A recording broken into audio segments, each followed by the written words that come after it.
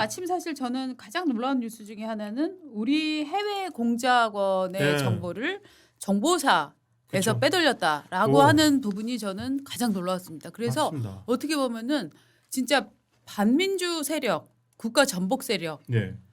이런 세력들이 정말 실존하고 있다라는 느낌이 확 들었어요. 저도 네. 사실은 오늘 아침 이 뉴스 보고 사실 이게 작년에 네, 한번 이제 검찰에서 그러니까 그 정보사에서 들통이 났습니다. 맞습니다. 정보사에서 해외 공작을 담당하던 우리 직원이 공작 팀장이 북한 그러니까 중국 쪽에서 포섭이 돼가지고 다 넘겼어요. 네, 그래서 사실은 이게 정보 관련이어서 그렇죠. 당시에 잡혔다 재판에 넘겨진다 여기까지만 나왔지 구체적인 내용이 안 나왔어요. 안 나왔습니다. 네, 근데 오늘 좀 깜짝 놀랐어요. 그렇죠. 까마귀 하나 넘어간다.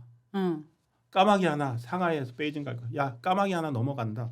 그래서 까마귀 하나가 뭐지 했더니 왜 까마귀 하나인지 아세요? 왜요? 블랙 요원.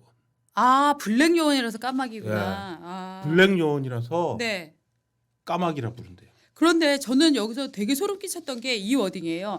까마귀 하나 새로 갔습니다. 12월 말쯤에 상해로 들어갔다가 조금 있다가 북경으로 갈 겁니다. 예전에 저한테 사진 보여주신 분 있잖아요. 수염 많이 났던 거 그 사람. 이를테면 예. 뭐 무슨 뭐 박은주 그게 아니죠. 예. 뭐 몇 년생 여성 뭐 키 얼마 이게 아니라 실제로 사진을 딱딱 찍어 가면서 사람을 저 요원을 지금 알려주고 그러니까. 있는 거잖아요. 그 전에 이미 서로 그렇죠. 교류하면서 사진도 보내주고 그렇죠. 이 사람도 있고 이 사람도 있고 하고 있었다는 얘기 아닐까요? 그렇죠. 그 다음에 또 8월에는 베트남으로 파견된 요원들의 이름, 계급, 소속 부대 활동 지역을 또 유출을 했다. 예. 그 다음에 또 2024년 4월에는 정보사 S급, B급 공장망 12명의 인적사항, 예. 첩보 수집 목표, 제북 협력자 현황.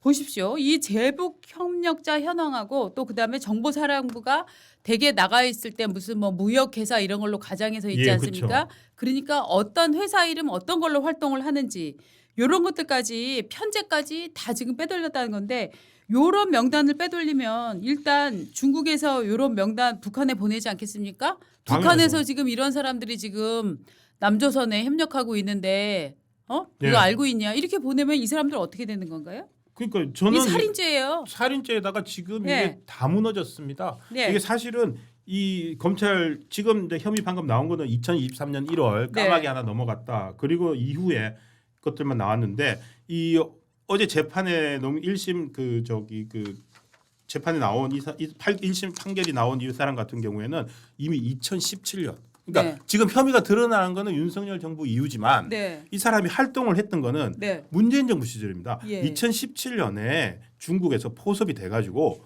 2019년에 1억 이거 완전히 돈 받고 한 거예요. 그렇죠. 1억 6,200만 원을 받고서 네. 군사 기밀을 유출한 혐의로 일단 구속이 됐습니다. 네. 군사 기소된 다음에 조사를 해보니까 지금까지 바로 최근까지 작년 4월까지도 우리 그 정보요원들 이 정보요원들 정보를 이렇게 팔아넘겼다는 게 드러난 거거든요. 저는 이게 반국가 세력 아닙니까? 이게 반국가 행위 아닙니까?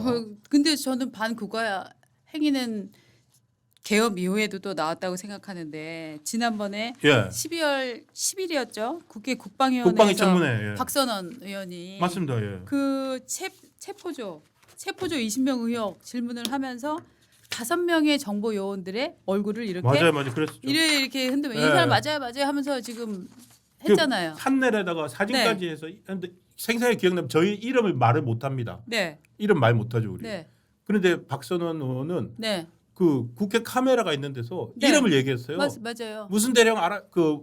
누구죠? 문상호 정보사령관. 문상호 정보사령관 앞에다가 최뭐시뭐시 알아요? 몰라요. 이 사람이 대답을 그렇죠. 처음에는 몇 개 했어요. 그랬더니 예. 그때 누가 막았죠? 이진우 수방사령관이 막았나 누가 수방대령관이었던 딱 것 잡으면 네. 잠깐만 지금 국가 안보 정보가 네. 유출되고 있습니다. 네. 그렇게 이름 얘기하시면 안 됩니다라고 예. 해가지고 중단을 시켰습니다. 예. 만약에 중단 안 시켰으면 줄줄이 다 나왔을 수도 그렇죠. 몰라요. 그렇죠. 예. 그러니까 이게 지금 간첩 잡은 사건을 저희가 얘기를 하고 있지만 간첩 사건 이런 사람들이 결국은 절차의 공정성 이런 거 얘기하면서 나 이거 불법 탐색했다. 네. 뭐 영장 나올 때 어떻게 됐었다. 그다음에 증거 목록에서 어떤 게 뭐 위법 수수됐다. 이런 식으로 해갖고 1심에서 형량이 세게 나와도요. 간첩 사건의 경우에는 대부분 이게 증거를 오랫동안 사실은 염탐을 해가면서 이걸 하기 때문에 채집하기 때문에 과정의 위법성들이 꽤 있어요. 그렇습니다. 그래갖고 간첩 사건의 경우에 대법원까지 최종적으로 유지되는 경우가 잘 없어요. 왜냐하면 우리나라가 과정의 그 저 합법성 절차의 중요성을 굉장히 중요시하는 이 법적 재판 절차 과정을 갖고 있거든요. 그러니까 온갖 합법적인 수단을 다 써서 맞습니다. 간첩들이 다 빠져나가는 거죠. 그렇죠. 참.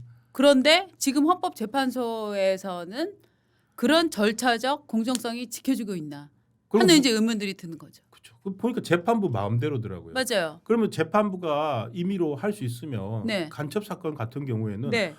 반국가 행위를 한 그 간첩들에 대해서는 좀 더 강하게 우리가 그걸까지 봐줄 수는 없다. 네. 이러한 어떤 재판을 받을 권리라 뭐 변호사 도움을 받거나 그리고 구속되지 않은 상태에서 재판을 받을 권리 네. 이런 것들을 우리 국민들을 위해서 좀 더 내버려두고 반국가 세력들이 오히려 더 간첩들이 제가 반국가 세력을 자꾸 하니까 이상한데 간첩들이 그걸 더 적극적으로 우리 국민들을 위한 권리를 더 활용하고 있는 상황입니다. 그렇습니다. 아니 저는 정말로 이런 사람들이 반국가 세력 아닙니까?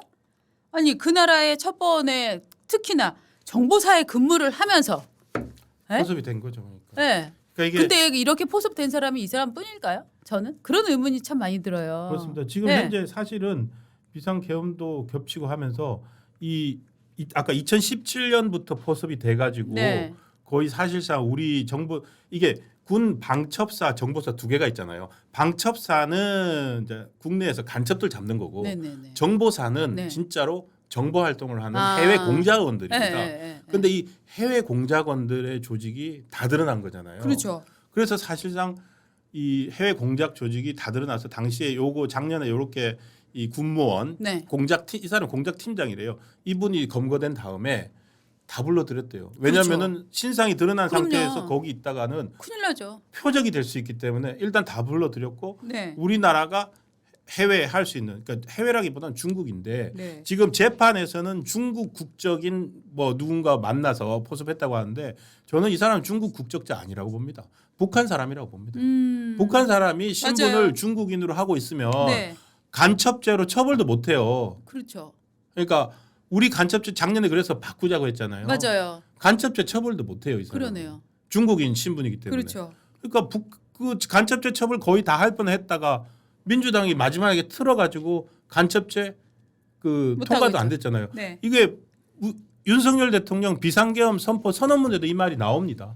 맞습니다. 그 12월 12일 날 그 담화 때 나옵니다. 반국가 세력 척결을 왜 하려고 내가 했던가 할 때 이게 케이스로 나오거든요. 네. 저희 뭐 이게 뭐 비상계엄과 직접적 얼마나 관계가 있는지 모르겠으나 하필 이럴 때 이 간첩 그 우리나라 정보원들 다 팔아먹은 네.